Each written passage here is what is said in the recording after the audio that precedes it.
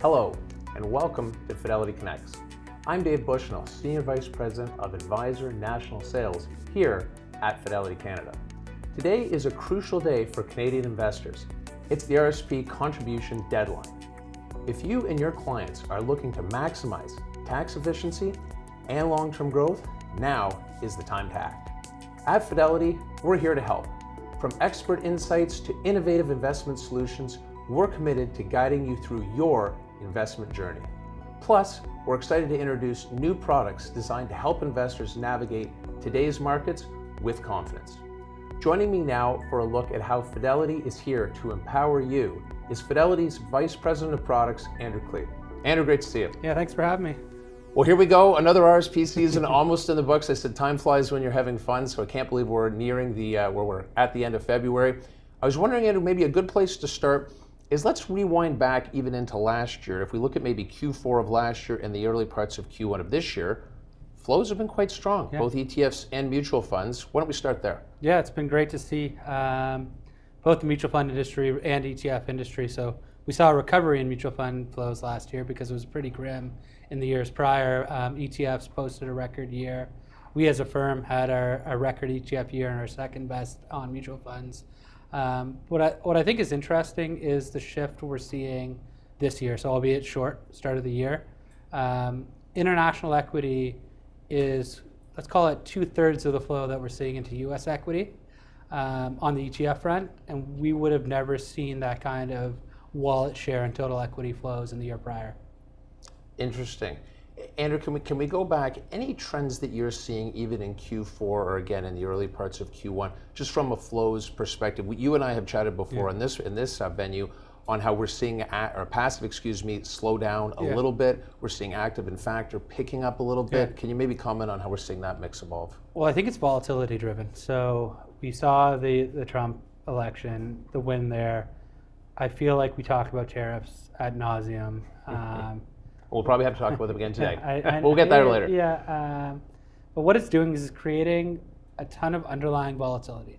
So we've seen markets shoot up in aggregate. It's been a risk-on rally, but we're starting to see shifts in leadership.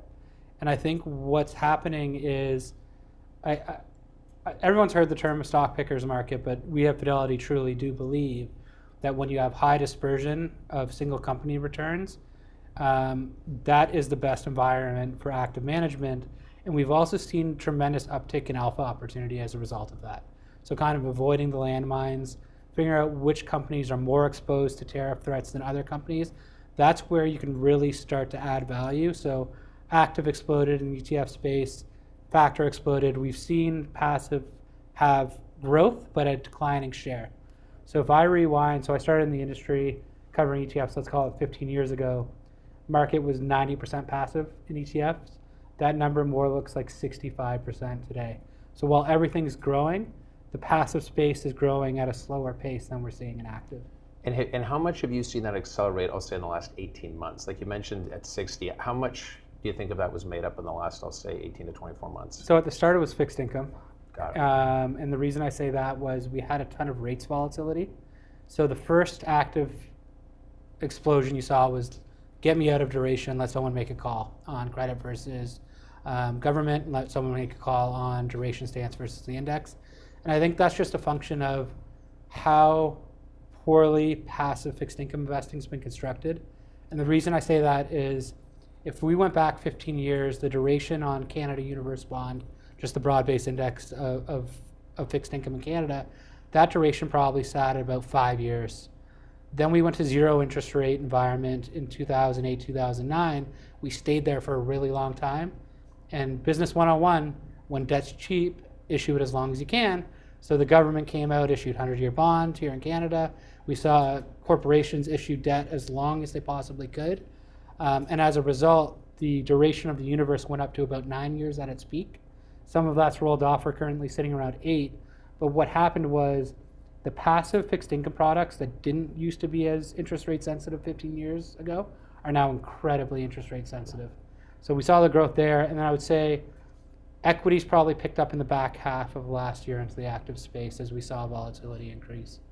Interesting. So Let's change gears just a little bit. Something you and I were talking about before we came on the show here today, which is it's amazing how things come back in. And we're talking about international, more importantly, Europe. You and I were saying that I got asked the skill testing question yesterday, what market is up the most? I was embarrassed that I didn't get it right. Germany. Yeah. Can we talk about, I'm going to say very quietly, international markets are doing very well, specifically European markets? Yeah, it's quite fascinating to see. They've been laggards for almost ever. Right. If you kind of take a walk through time, 2000, 2008 was the commodity cycle. Canadian equity was the best spot in the developed world.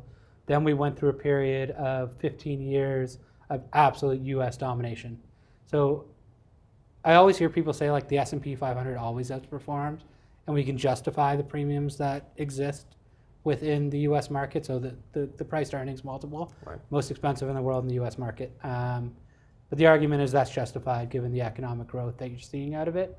But from 2000 to 2008, the commodity cycle, people forget that the S&P TSX outperformed the S&P 500 kind of leading into that financial crisis, because it didn't experience the dot-com bubble that we saw to the degree that the US saw. Then we had the energy and mining tailwinds that came with that, along with the strong banking market here in Canada. But why is international doing so well? I think a lot of it has to do with the valuation. So if you think about it, Europe is caught in the crosshairs of tariffs.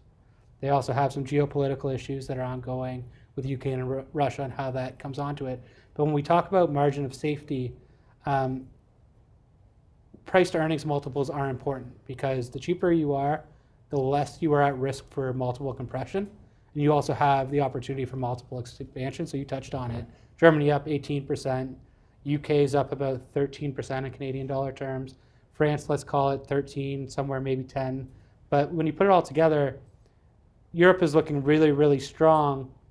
Asia's been a laggard to a degree.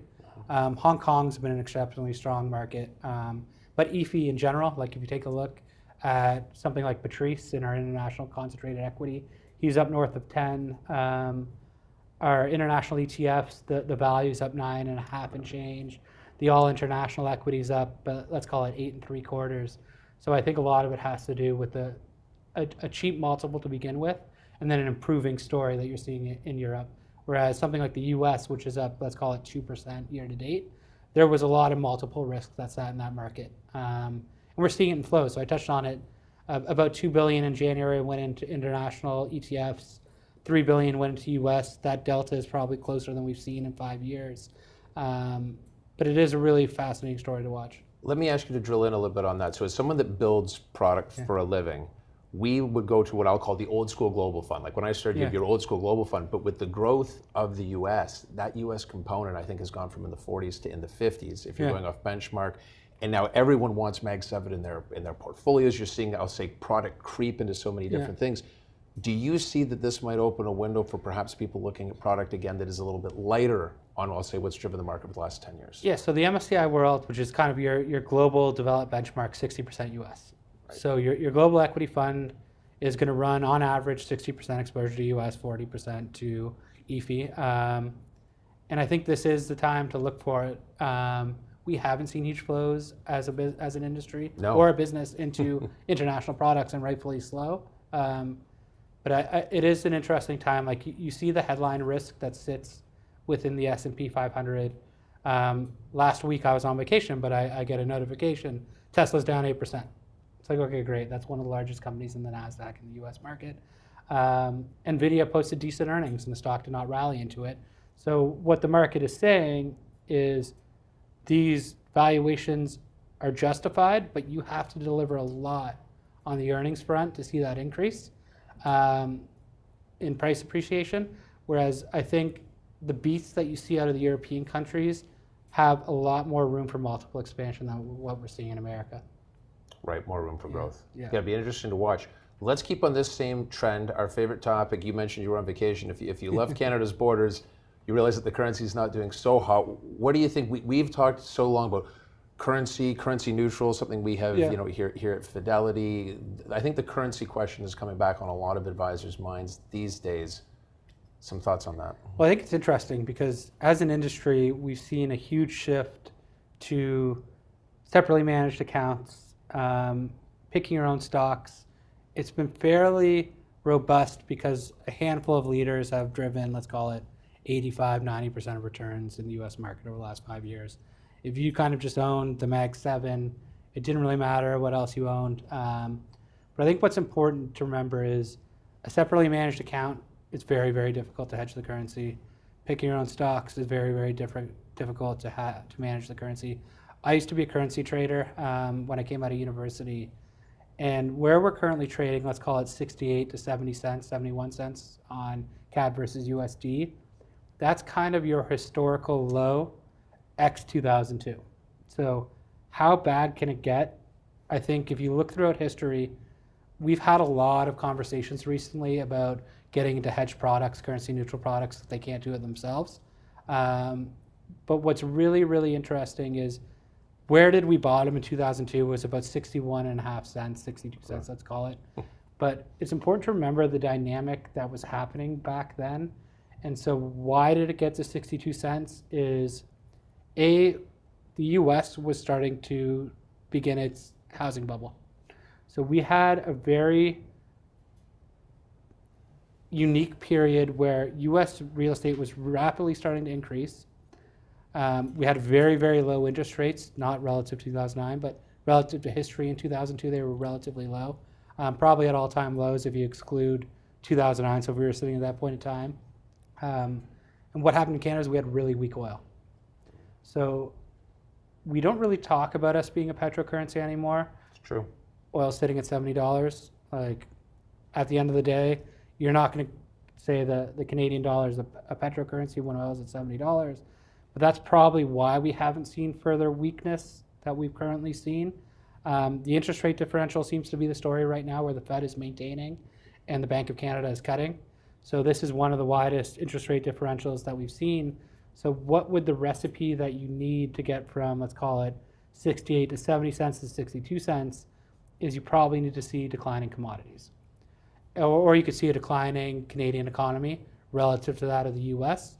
And that's kind of where the whole tariff discussion comes in. I'm not going to make a call on the price of oil, but what is being proposed at midnight, so 12:01 a.m. tomorrow on Tuesday, is the tariffs are coming on. What is tabled is 25% for everything X energy and energy at 10%. Right. And what has Canada done historically when our economy gets weak is we weaken our currency. So the central bank will continue its rate cutting cycle if tariffs come on and we see weakness in our economy. The big bogey is going to be the price of oil. And so if you have a view that oil can get significantly weaker, then there should be some downside in the Canadian currency. To that degree, I think it's tough to say, but a lot of clients are probably calling advisors. I say this because my mom calls me almost every day about the stock market. And she's just wondering how much worse can it get, because recent memory would say this is the time that you lock in. Right. Kind of, I want to get back into the loonie. People have shorter memories. Forget the 2002 event where we got down to 62 cents, let's call it. All that being said, this is an attractive level relative to history, X 2002, to put on that currency hedge. And the nice thing about doing that is you expose the client to just stock market returns rather than introducing that currency. The flip side to that argument would be if we do go into recession in the US dollar, or globally for that matter, the US dollar is a safe haven asset, and that does buffer it. So I wouldn't say, hey, now is a great time to put all your currency hedge on, but we are getting a lot of client interest on starting to move from unhedged to hedged at these levels. Let me ask you to expand a little bit on your oil comments there. Yeah. With the U.S. administration, it seems to be very pro, I'm going to say pro-oil, meaning like pro-dig, pro-everything. Yeah. Does that also make it tough to see oil prices going up? So it's going to be interesting because they can't bring supply online quickly. So everything that he says about drill, baby, drill, to quote the president, that takes time. So I don't know. I think there's a debate whether he has to go through Congress to open up drilling and some of the regulation that was passed historically.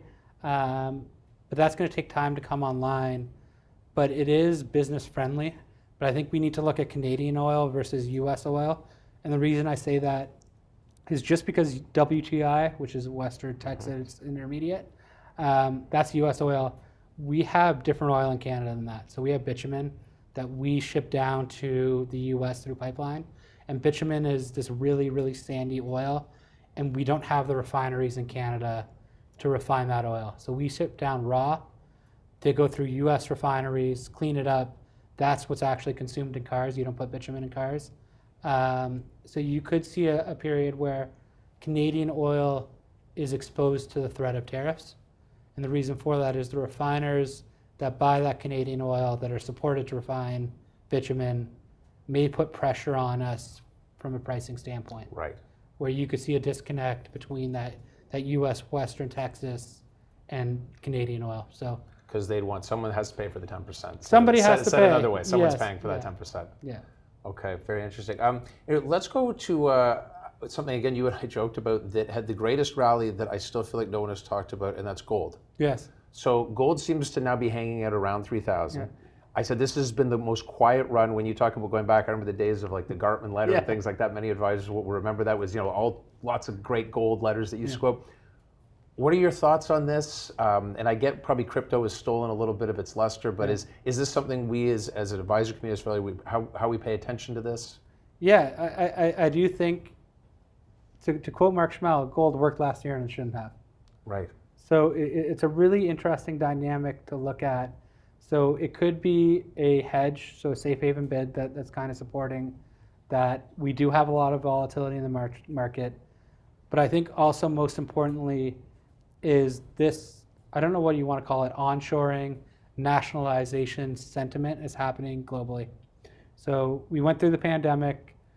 We all took economics at business school, and it was outsource production to the lowest cost producer. We're a global world. We can ship anything around the world in 24 hours.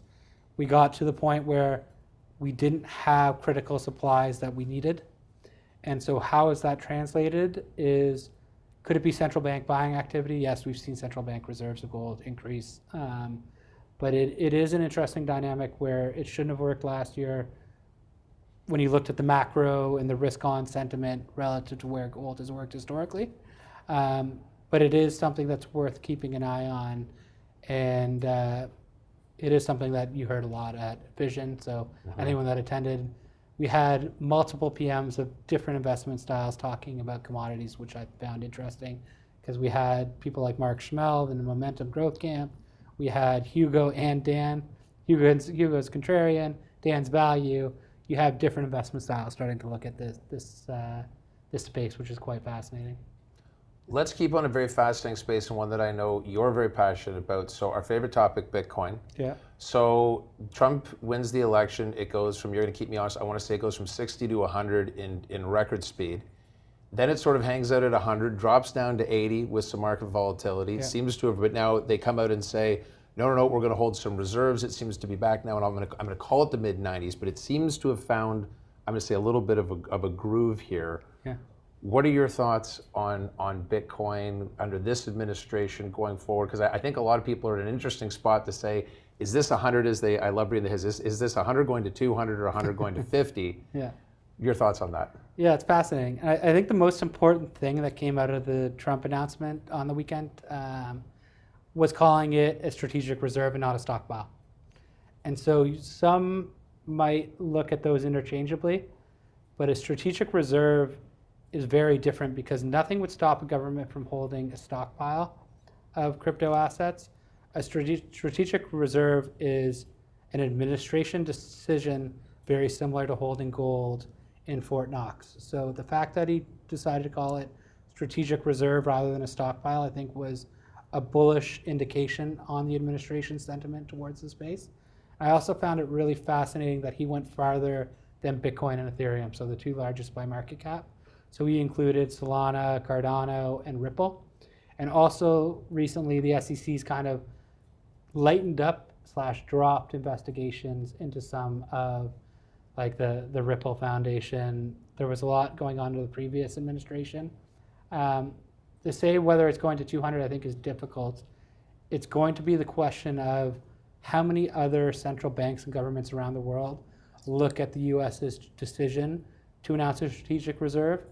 And if they follow, it's really important to remember that there's a fixed supply of Bitcoin. And so the more buyers that you attract to the market, that inherently pushes the price of Bitcoin up. And with 21 million Bitcoins in existence forever, that could create some strong upwards pressure. So it'll be interesting to watch other government administrations' response to the U.S. strategic reserves. Because if you go back through time and say, what drove gold was, okay, gold was backing the currency of the U.S. They took that off. But then we saw huge strategic reserves, and it happened globally. So one government did it, and then another government follows because they don't want to put it in a disadvantaged position. So now we need to watch what other governments and central banks around the world do. But let me ask you a question then. So that's, I'll say, the bullish case. So the bullish case is everybody piles on, they all want to hold it, there's an infinite or a definite supply and it drives it up. What's perhaps the case on going back to 50 then? Is it market sentiment? Because it does seem to move a lot with the volatility in the market. And I think it's also around inflation expectations. So not inflation itself, inflation expectations. So it had its big run up on inflation expectations. And I think a lot of people say, well, Bitcoin didn't provide the inflation hedge that it was supposed to, or people talked about when inflation actually went up. But it's important to remember that the first leg up from, let's call it 40 to 60 was when inflation expectations ramped up. Then it kind of stalled, and then it said, okay, inflation's here, but the move happened prior to that on the expectation. So what's the bearish case for it is if inflation expectations decrease dramatically, I think it does have some weakness on that side. The other thing is it has become correlated to risk assets and risk off events. So if you saw something like the Mag 7 fall dramatically, I think that would not be bullish for the price of Bitcoin. All that being said, we do own it in our all-in-one portfolios. I was going to ask you about that. We rebalanced the portfolio, so we took our overweight to Bitcoin off at 102,000 USD. So the peak was 109. It seemed like a clever move. Yeah, fortuitous timing around that rebalance. So we went back to our strategic weight, which is 3% in growth, 2% in balanced, 1% in conservative at about 102,000. So we took some of those gains that we saw in 2024 off the table. The other big rebound that we did was our momentum factors did incredibly well in 2024. Those also all came back to strategic weights, which I think kind of speaks to the beauty of design of these products, is that our winners will run throughout the year, but we will bring everything back to neutral. Will you touch on that, Andrew? Is it a yearly rebalance? Touch on how you rebalance the all-in-ones. Yeah, so in January we do a rebal.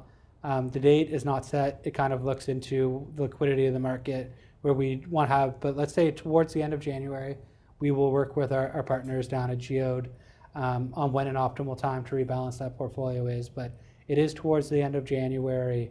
But what it does allow for is your winners to run all throughout the calendar year. They get it all into overweight positions. So for context, Bitcoin would have been sitting at about 375 versus the strategic weight of 3%. US momentum was probably about 2% overweight, and its target was 15 in the growth. And we reset that every January. You'll say, well, you want to let the calendar years, why don't you do it in December? Well, December is your least liquid month as we head into the holidays. So we want to rebalance into liquidity given the size of our program now. But it is a beautiful design in the sense that we leave our chips on the table throughout the calendar year with some guardrails around it. We bring it back every January, and it was fortuitous timing that we got pretty close to the peak of Bitcoin to take that overweight off. Very exciting. Andrew, I can't have the head of product here and not ask what products you might be excited about. So obviously in Fidelity, there's always lots of great products we have. We're always thinking about what could be next. Where's your current excitement with all of that? Yeah, so we touched on the international space. The All International Equity ETF, I think, is something to look at. Patrice's International Concentrated Equity, I think it's up 4.5% relative to benchmark year to date. So coming off to a really hot start of 2025. But the other areas that I think we need to look at are Dave Wei's long-short alternative. So I touched on the volatility in the market. He's been able to deliver outperformance relative to an all equity index, well, let's call it 80 to 85% net exposure to the market. So if you are worried about valuations, the alt space is an interesting place to look right now. And then fixed income. So we don't talk about it a lot, but money's flowing into it on a year-to-date basis. Yields are still pretty attractive. And in Canada, we do expect yields to decline. So the central bank is expected to cut. But how long will the Fed sit up here? Because the threat of tariffs is not only damaging to Canada, it's also damaging to the US, right? So if you take the auto industry, a car crosses the border about 7 times before it's complete. It's astounding. So if we go retaliatory tariffs, which we're expected to do, and they put tariffs on us, that means you're paying a tariff each time it crosses the border. So I think Ford's CEO expects the car increase to be about $3,000, and we're talking about base level Fords. Right. Like, we're not talking about an F-150 here. So if we're talking about a $20,000 car increasing $3,000, that's a pretty material increase, and a cost to Americans as well. So in light of that, I do think with yields, let's call it 4.25 on the US 10-year, something looking like absolute income, which has the ability to hedge risk through credit default swaps, interest rate swaps. That fund that we just launched kind of has all the tools available to it to manage the storm of this volatility that we expect in rates as well as equity markets. With lower regulations in the States, like going into a 4-year period where you're going to have less regulations, probably especially even in, I'll say, financial services and tech. Yeah. That historically has been a great tailwind. Yeah. And then the corporate tax cuts expected to stay on. Right. So immediately when you saw the Trump announcement or the win of the election, that would have been, the tax cuts would have been priced in immediately, right? So if you look at the S&P 500 and said, what's the value of those corporate tax cuts staying on, is $3 to $4 on EPS, right? So then all of a sudden your multiple expands to adjust the new EPS. I think it'll be sector by sector specific. So this is obviously positive for energy. Like, if you look at the energy companies that have not been able to drill domestically, if they can lift some of that, that is a very good sign for them. Banks, the Dodd-Frank, everything that came out of 2008, if we reduce the regulation on there, that's very positive for them. But interestingly enough, banks did very, very well. So like, if you kind of look into Q4 and all that, so a lot of it's been priced in. I think we need to be in a wait and see mode to see what tariffs come on, if he's using it as negotiations. I'm sure we're going to find out this afternoon, to be honest, like what's happening on the Canadian front. But all that being said, to put in a picture around it, Canada does look to be the most vulnerable kind of, if you were to say US economy, Canadian economy, European, we're probably in the most vulnerable position of all this. Just granted, 70-80% of our exports go down to the US, where we don't have diversified trading partners. We have our own internal issues with provincial tariffs that we need to address. That's part of the Conservative campaign, is let's trade with ourselves. Europe seems to trade better amongst themselves better than the Canadian provinces do, which is probably why you've seen that in the stock returns on a year-to-date basis relative Europe to Canada. But what I would say is GAA continues to remain underweight Canadian equity. And there's the old adage that when the US sniffs, Canada catches a cold. Unfortunately, that's not the other way around. So we could catch a cold here, or we may sniff here because of tariffs. The US is not as dependent on us. So the one thing to watch is the commodity cycle in Canada. To get bullish on Canadian equity, you'd want to see the commodities going. Andrew, we could do this forever, but thank you very much for your time today. Appreciate it. Yeah, thanks, Dave. Thanks for listening to the Fidelity Connects podcast. Now, if you haven't done so already, please subscribe to Fidelity Connects on your podcast platform of choice. And if you like what you're hearing, leave a review or a 5-star rating. Fidelity mutual funds and ETFs are available by working with a financial advisor or through an online brokerage account. Visit fidelity.ca/howtobuy for more information. On fidelity.ca, you can also find more information on future live webcasts. And don't forget to follow Fidelity Canada on X. The views and opinions expressed on this podcast are those of the participants and do not necessarily reflect those of Fidelity Investments Canada ULC or its affiliates. This podcast is for informational purposes only and should not be construed as investment, tax, or legal advice. It is not an offer to sell or buy, or an endorsement, recommendation, or sponsorship of any entity or security cited. Read a fund's prospectus before investing. Funds are not guaranteed. Their values change frequently, and past performance may not be repeated. Fees, expenses, and commissions are all associated with fund investments. Thanks for tuning in. We'll see you next time.